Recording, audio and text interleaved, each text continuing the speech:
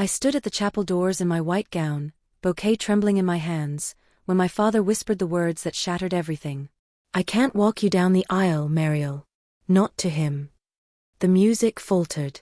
Guests turned in their seats. My father Bennett stood there in his expensive suit, face twisted with disgust as he glanced toward Theo waiting at the altar. "I can't support a mistake," he said loud enough for the front rows to hear. My mascara began to streak. 28 years of trying to earn his love crashed down in that single moment. He looked at me like I was nothing, just like he always had. "You're marrying beneath us," he hissed. "That boy has no future, no name, no worth." My hands shook so hard the roses nearly fell. Everyone watched. Cameras pointed. Flash bulbs popped. Bennett straightened his tie and turned his back on me, walking toward his seat like I'd already ceased to exist. The chapel fell into horrible silence. My chest felt like it was caving in. Then something inside me shifted. I took a shuddering breath and whispered, "Then I'll find someone who actually raised me." I disappeared behind the curtain as gasps filled the hall. Minutes later, the doors opened again. I stepped forward, but I wasn't alone. My arm was linked through Raina's, our longtime housekeeper, the woman who'd bandaged my scraped knees and stayed up during my nightmares. She wore a simple navy dress, but she held her head high. The crowd stared. Phones rose into the air. I heard my father's sharp intake of breath from his seat. His face drained of all color as Raina and I began our walk down the aisle. She squeezed my arm gently, her silent strength holding me together. People whispered. Some smiled. Others looked confused. Bennett sat frozen, his arrogance crumbling into something that looked like panic. His reputation, his control, his power, all of it depended on appearances. And I'd just destroyed his carefully crafted image in front of 200 witnesses. Cameras captured every second. I knew this moment would spread beyond these walls, beyond this town. Raina walked beside me with quiet pride, and I realized she'd been my real parent all along. We passed Bennett's row. I didn't look at him. When we reached the altar, Theo's eyes were wet with tears. Raina kissed my cheek and took her seat. The ceremony continued. But everything had changed. My name is Mariel Lorne, and that wedding day wasn't the first time my father made me feel worthless. I grew up in a mansion that felt more like a museum. Everything was white marble and crystal chandeliers, but there was no warmth. My mother disappeared when I was 7. They told me she died in an accident overseas, but even as a child, something about that story felt wrong. Bennett never talked about her. He removed her photos, donated her clothes, erased her existence like she'd never mattered. When I asked about her, he'd snap that I was being dramatic. I learned to stop asking. The house staff raised me more than he ever did. Bennett was always working, always traveling, always too important for parent-teacher conferences or birthday parties. When he was home, he criticized everything. My grades weren't high enough. My hobbies were wastes of time. My friends came from the wrong families. Nothing I did ever satisfied him. I remember being 10 years old, standing outside his office door with a drawing I'd made. I waited for an hour, but he never called me in. Through the crack, I heard him on the phone, laughing about business deals. That night, I threw the drawing away. That's when I started to understand. I wasn't his daughter. I was his disappointment. Everything changed when I was 15. That's when Raina arrived. Bennett hired her as the new housekeeper after the previous one retired. She was younger than the others, maybe 40, with kind eyes and calloused hands. The first night, I locked myself in my room during one of my father's dinner parties. I did that a lot, hiding from his fake smiles and business associates. Around midnight, I heard a soft knock. I opened the door to find a plate of food outside, still warm, with a folded napkin. The next night, the same thing happened. Then the night after that. I never saw who left it, but I knew. One evening, I caught Raina humming in the hallway, the same lullaby I vaguely remembered from childhood. When our eyes met, she smiled sadly and kept walking. Weeks later, I found her in the library, dusting shelves. A photo slipped from her apron pocket. I picked it up before she could stop me. My heart stopped. It was my mother younger, laughing beside a woman who looked exactly like Raina. "Who are you?" I whispered. Raina's face went pale.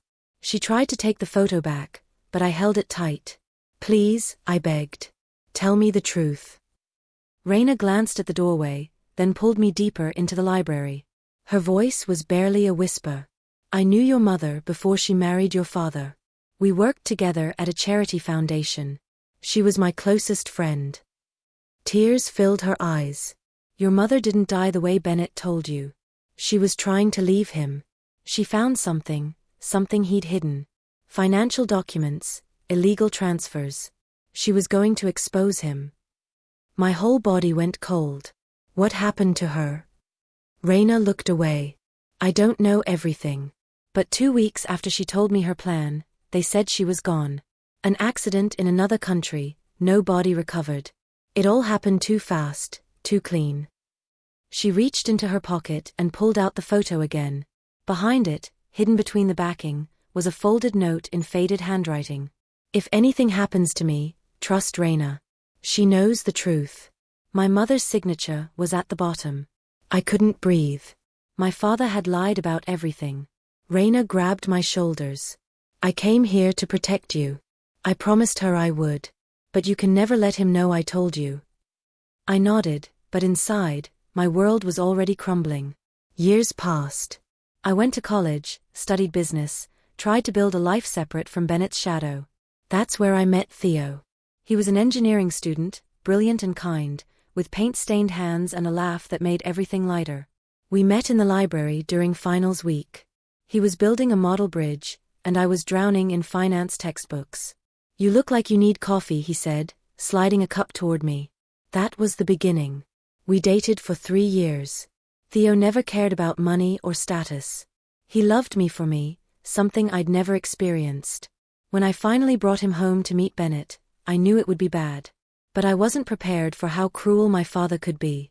Bennett shook Theo's hand with a tight smile, his eyes scanning Theo's modest clothes and worn shoes. During dinner, he asked pointed questions about Theo's family, his job prospects, his connections. Theo answered honestly, with dignity. Bennett's smile never reached his eyes. After Theo left, my father cornered me in the hallway. A project, not a partner, he said coldly. You can't be serious about him. I defended Theo for the first time in my life. Bennett's face hardened. We'll see how long that lasts. 2 nights later, Theo called me, his voice shaking. Someone had vandalized his car in the parking lot outside his apartment. Deep scratches ran along both sides. The tires were slashed. And across the hood in red spray paint were 4 words, "Stay away from her." I drove over immediately. Theo stood in the parking lot, staring at the damage. Who would do this? He asked. I knew. Deep in my gut, I knew. But I couldn't prove it. The next morning, Theo stormed into Bennett's office downtown. I tried to stop him, but he was too angry. I followed him up to the executive floor, my heart pounding. Through the glass walls, I watched Theo confront my father. Bennett barely looked up from his desk. His voice was calm, almost amused. I protect what's mine, he said. Theo's fists clenched. She's not yours to protect. I pushed through the door and stepped between them. Enough, I said, my voice breaking. Both of you, enough. Bennett leaned back in his chair, studying me like I was a stranger. If you marry him, he said slowly, don't expect me there. The words hung in the air like a threat. I grabbed Theo's hand and walked out. That night, an email appeared in my inbox from an anonymous sender. The subject line read, "Your mother's legacy." I opened the email with shaking hands. Inside were scanned financial documents, dozens of them, all dated from years ago. Account transfers, wire receipts, corporate filings. My mother's name appeared over and over, linked to accounts I'd never heard of. Every transaction led back to Bennett's company. Millions of dollars, quietly moved, redirected, stolen. I called Raina immediately. She came to my apartment and helped me sort through everything. Her face grew darker with each page. He took everything she built, Raina whispered.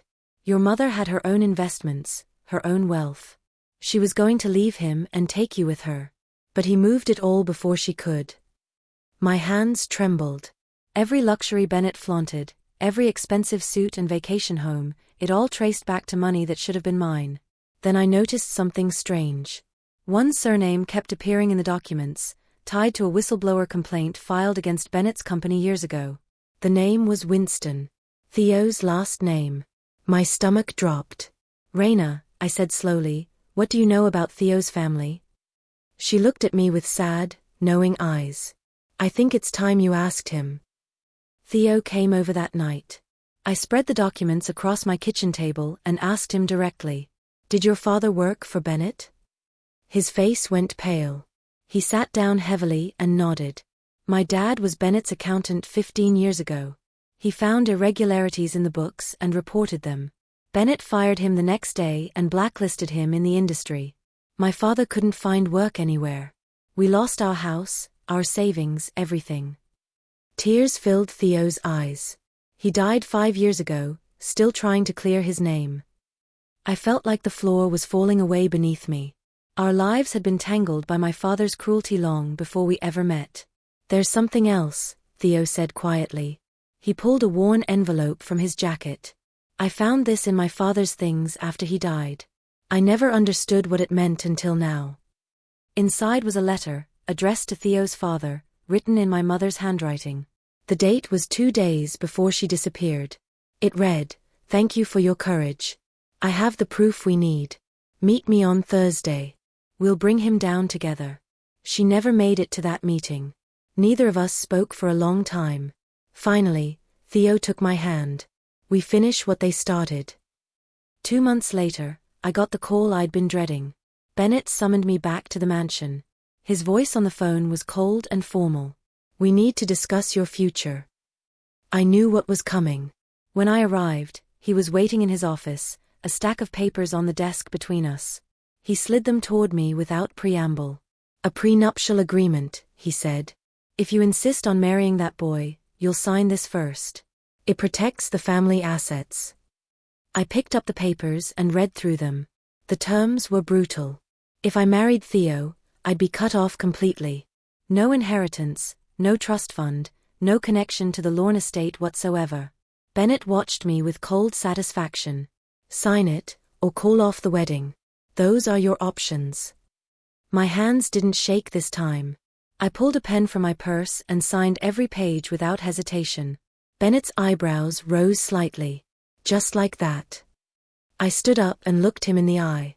"I don't want anything that came from you. I never did." His expression hardened. "Then you cease to be a Lorne. You're no longer my daughter." I walked to the door and paused. "I stopped being your daughter the day you erased my mother." I left him sitting there. Outside, Raina was waiting by my car. She'd heard everything. As I drove away, my phone buzzed with a text from an unknown number. "The wedding won't happen. I've made sure of it."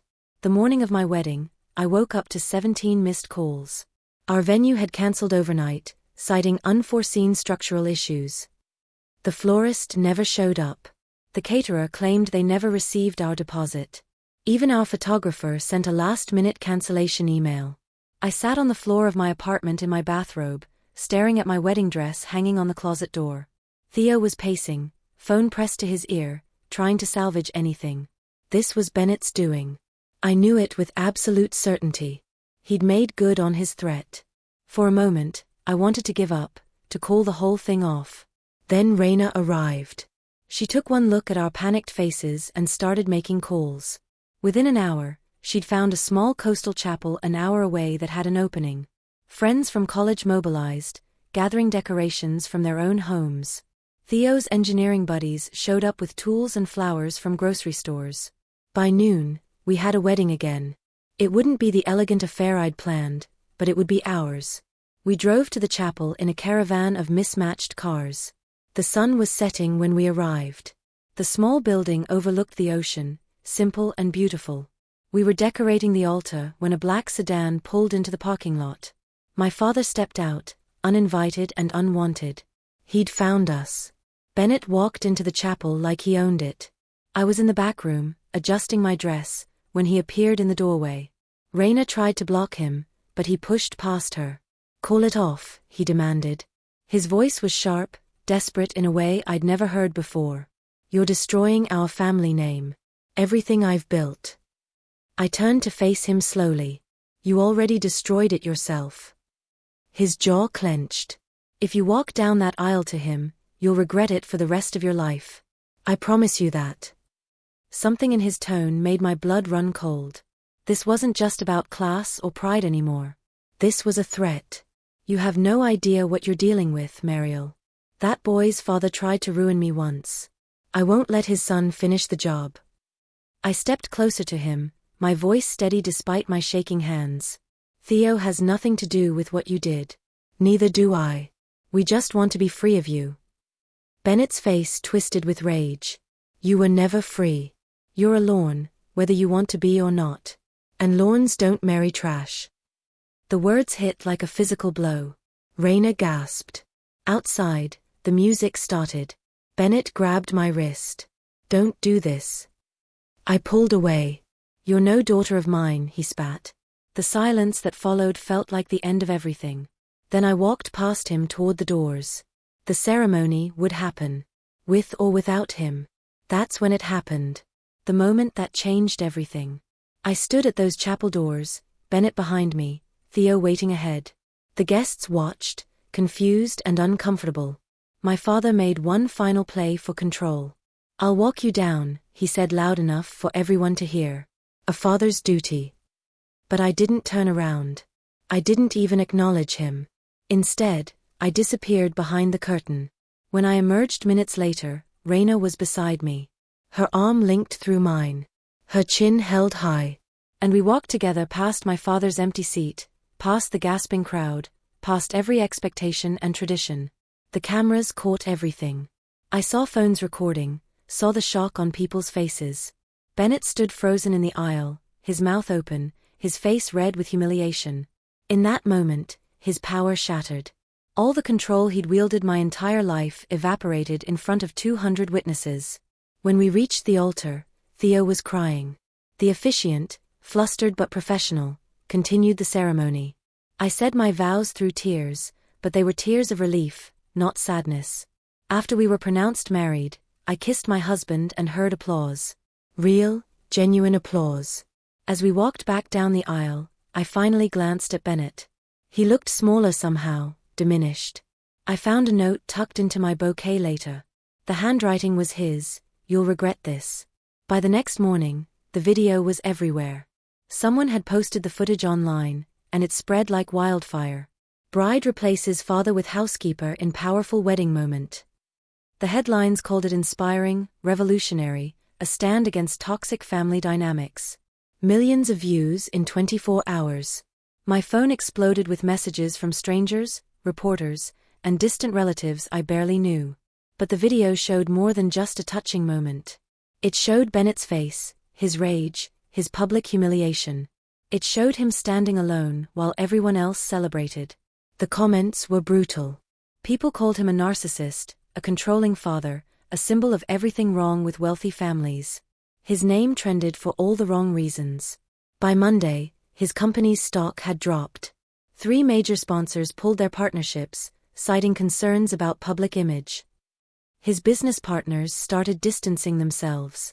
The man who'd controlled every aspect of his life through fear and money suddenly found himself on the receiving end of public judgment.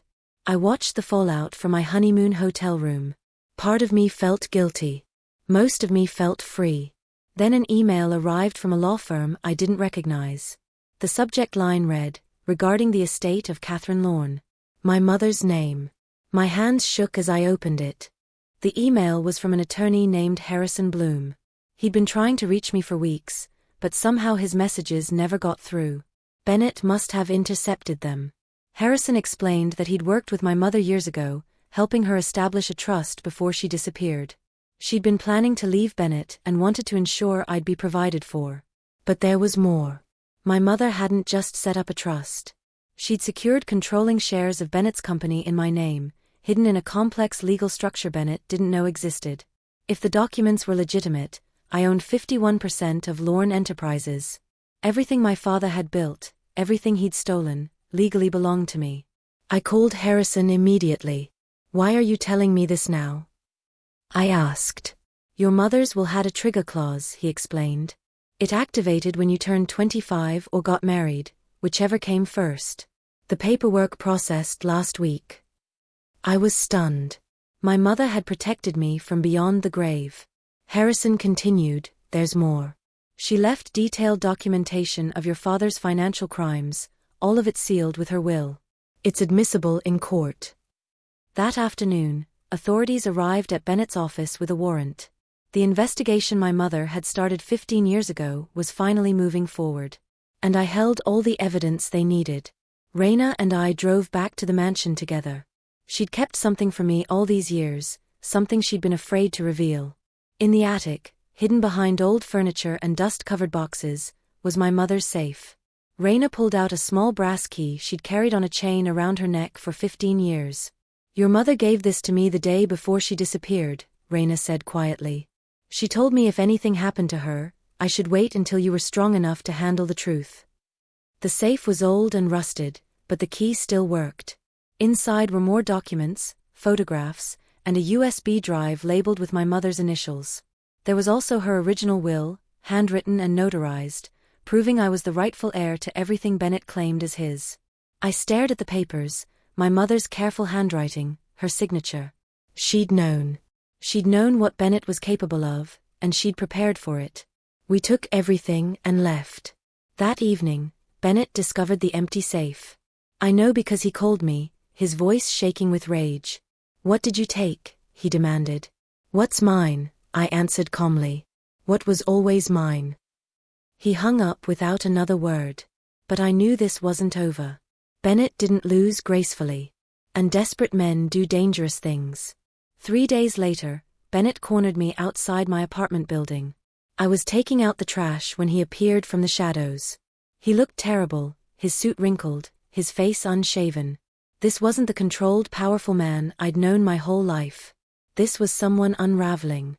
You're playing with fire, Mariel, he said, his voice low and almost tender. The shift in tone frightened me more than his anger ever had. You don't understand what you've started. There are people involved, powerful people, who won't let you destroy what we've built. I backed toward the building entrance. We didn't build anything together. You stole it. His expression shifted again, back to cold fury. Your mother thought she was clever too. Look where that got her. The implication hung in the air like poison. Before I could respond, he walked away, disappearing into the night. I ran inside and called Theo, my whole body shaking. That night, Theo insisted we stay at a friend's house. We packed quickly and left. When we returned 2 days later, our apartment had been broken into. Furniture overturned, drawers emptied, belongings scattered. But only one thing was missing. A framed photograph of my mother that had been sitting on my dresser. The same photo I'd seen fall from Raina's pocket years ago. I called Raina immediately, my voice panicked. The photo is gone. The one of Mom. There was a long silence on the other end. Then Raina said something that made my blood freeze. Behind that photo, between the frame and the backing, I hid a microdrive years ago. It contains a video I recorded before your mother disappeared. I was too afraid to use it then. I'm sorry, Mariel. I should have told you. We spent the next 12 hours tracking down that photo. Theo checked pawn shops while I called local resale stores. Finally, we found it at a second-hand shop 2 towns over. The owner said a man in an expensive suit had sold it for $20 yesterday. The frame was cracked, but the backing was still intact. My hands shook as I pried it open. The tiny drive was still there, hidden in a small cut in the cardboard. That night, we plugged it into my laptop. The video file was old and grainy, but the audio was clear. It showed Bennett in his office, 15 years ago, talking to his lawyer. They discussed my mother's discovery of the embezzled funds. Then Bennett's voice turned cold. She needs to be dealt with. Quietly. The lawyer nodded. I'll make the arrangements. The video cut off, but not before capturing a woman's scream in the background. I watched the video 5 times, each viewing making me feel sicker. Raina sat beside me, tears streaming down her face. I was in the hallway that day, she whispered. I'd come to deliver papers. I heard them talking and pressed record on my phone. When I heard your mother scream, I ran. I was too afraid to go to the police. Bennett had too much power, too many connections. I thought they'd bury it, or worse, come after me too. She grabbed my hands. I should have been braver. I should have protected her. I didn't know what to say. The proof of my father's guilt was right there, undeniable. But using it meant opening a door I could never close. That decision was taken from me the next morning. Bennett filed a lawsuit against me, claiming defamation and theft of company property. He accused me of forging documents and fabricating evidence to steal his business. The media picked up the story immediately. Suddenly, I wasn't the inspiring bride anymore. I was the vengeful daughter trying to destroy her father's legacy. Public opinion shifted overnight. The narrative changed.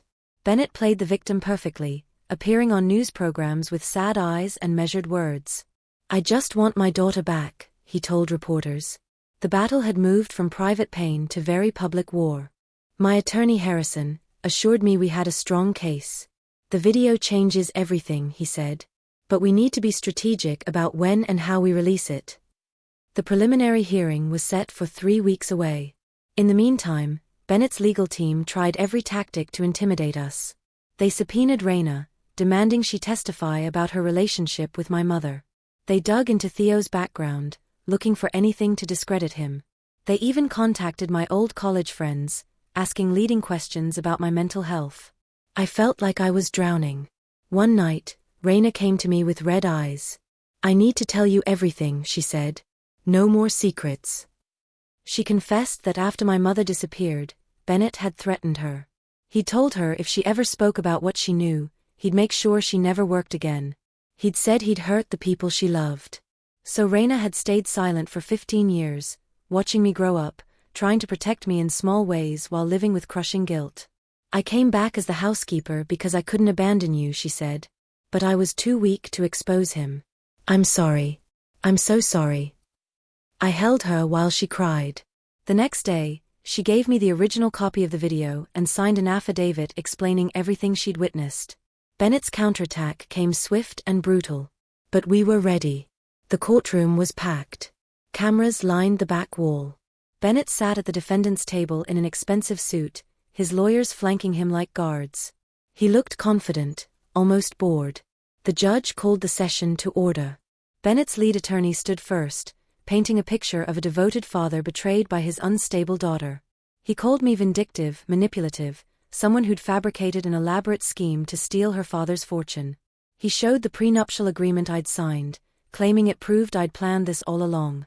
Ms. Lorne wanted money she wasn't entitled to, he argued. When her father rightfully protected his assets, she retaliated with lies. I sat quietly, my hands folded in my lap. Harrison had coached me to stay calm, to let the evidence speak. When it was our turn, Harrison stood and addressed the court. "Your Honor, we'd like to submit video evidence." He plugged a laptop into the courtroom's display system. The grainy video began to play. The sound of Bennett's voice filled the room. "She needs to be dealt with. Quietly." The courtroom erupted. Gasps echoed through the gallery. Bennett's face went white. His lawyers huddled together frantically. The video continued, showing the entire conversation, ending with that horrible scream. When it finished, the silence was deafening. The judge stared at the screen, then at Bennett. "I'm ordering an immediate criminal investigation," she said. The scandal dominated every news channel. Wealthy businessman implicated in wife's disappearance. Hidden video exposes decades of lies. Daughter's wedding revenge uncovers alleged murder. Bennett's world collapsed in 72 hours. His company's board voted to remove him pending investigation. His assets were frozen. His business partners issued public statements condemning him. People who'd celebrated at his parties for decades suddenly claimed they barely knew him. The police opened a formal investigation into my mother's death. They found evidence that the accident had been staged, that she'd never actually left the country. New witnesses came forward, employees who'd been paid for their silence years ago. The truth was finally emerging. I waited for some sense of triumph, but it never came. Instead, I felt hollow. My mother was still gone. The years of lies couldn't be undone. All I'd done was expose what had been rotting beneath the surface. One night, Theo found me crying in the bathroom. "Are you okay?" he asked. I shook my head. "I don't know if I'll ever be okay. But at least now I know the truth." He held me while I cried. For the first time in weeks, I slept through the night. Then at 6 in the morning, my phone rang. It was a nurse from the hospital. Bennett had collapsed. They were asking for family. I didn't want to go. Part of me hoped I'd never see him again. But something pulled me to that hospital room, some need for closure I couldn't explain. Theo came with me, holding my hand as we walked through the sterile hallways. Bennett looked small in the hospital bed. The machines around him beeped steadily. His face was pale, his hair thinner than I remembered. For the first time, he looked like what he was, an old man who'd run out of places to hide. His eyes opened when I approached. "Mariel," he whispered. His voice was weak, nothing like the commanding tone I'd grown up fearing. I stood at the foot of his bed, arms crossed. "I'm not here to forgive you." He closed his eyes. Tears leaked from the corners. "I was wrong," he said. "About everything. About your mother. About you. About him." He gestured weakly toward Theo. "I thought control was love. I thought if I could manage everything, shape everything, then nothing bad would happen. But I destroyed everything that mattered instead. I wanted to feel sympathy. I tried to find it somewhere inside me. But there was only emptiness. You killed my mother," I said quietly. Bennett didn't deny it. He just wept. When the nurse came to check his vitals, I left. I didn't say goodbye. In the hallway, the nurse handed me an envelope. "He asked me to give you this if you came." I didn't open the envelope until I was home. My hands shook as I unfolded the single piece of paper inside. The handwriting wasn't Bennett's. It was my mother's. The letter was dated 3 weeks before she disappeared. "My dearest Mariel," it began. "If you're reading this, it means you found your strength. I'm so proud of you, even though I may not be there to tell you. I need you to know that everything I've done has been to protect you and give you freedom. Your father is not a bad man in his heart, but he is broken in ways I cannot fix. He has made terrible choices, and I fear those choices will catch up to him." The letter continued for 2 pages, my mother's words full of love and hope. She wrote about her dreams for my future, about breaking cycles of silence and control. She wrote about forgiveness, not for those who hurt us, but for ourselves when we couldn't save everyone. The final paragraph made me cry. "You are stronger than you know. When the time comes, you will have to choose between revenge and peace. Choose peace, my darling. Not for him, but for yourself. Walk away from the anger. Build something beautiful instead. With all my love, Mom." I folded the letter carefully and placed it in my desk drawer. Raina, who'd been reading over my shoulder, squeezed my hand. "Now you know why I stayed," she said softly. "To give you that when you were ready." 1 year later, I stood on a stage in a crowded conference center. I'd used my mother's money, the inheritance that was rightfully mine, to establish a foundation for women escaping controlling relationships. We provided legal support, financial counseling, and safe housing. We helped people rebuild their lives after abuse. I named it the Catherine Lorne Foundation, after my mother. Today was our official launch. The audience was filled with survivors, supporters, and press. As I approached the microphone, I spotted Raina in the front row, beaming with pride. Theo sat beside her, holding our daughter, born just 3 months ago. We'd named her Catherine. I took a breath and began to speak. My father refused to walk me down the aisle on my wedding day. In that moment, I felt abandoned and broken. But it was also the moment I realized I'd been walking on my own all along. The crowd was silent, listening. He wanted to control who I loved, how I lived, what I became. But by refusing to stand beside me, he set me free. And I walked farther than he ever dreamed possible. The applause was thundering. People stood, clapping and cheering. I cut the ribbon, officially opening the foundation's first center. Afterwards, reporters asked about Bennett. He'd been convicted and sentenced to 20 years. I hadn't visited him since that day in the hospital. "Do you forgive him?" one reporter asked. I thought about my mother's letter, about her wish for peace. "I'm choosing to move forward," I said. "That's enough."